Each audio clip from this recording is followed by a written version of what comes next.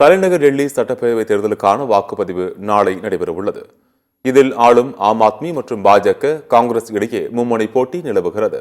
70 தொகுதிகளை கொண்ட தலைநகர் டெல்லி சட்டப்பேரவை தேர்தல் நாளை ஒரே கட்டமாக நடைபெறவுள்ளது. 70 தொகுதிகளிலும் 699 வேட்பாளர்கள் களம் காண்கின்றனர். நாளை காலை 7 மணிக்கு வாக்குப்பதிவு தொடங்க உள்ள நிலையில் பலத்த பாதுகாப்பு ஏற்பாடுகள் செய்யப்பட்டுள்ளன.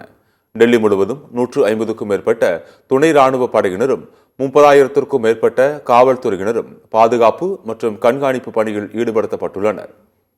பதற்றமான பகுதிகளில் கூடுதல் காவல்துறையினரை நிறுத்த முடிவு செய்யப்பட்டுள்ளது. அமைதி, சட்டம் ஒழுங்கை பராமரிக்க விரைவு எதிர்வினை குழுக்களும் களமிறக்கப்பட்டுள்ளன. மேலும் தேர்தல் அதிகாரிகள் பல்வேறு முன்னேற்பாடுகளை மேற்கொண்டு வருகின்றனர்.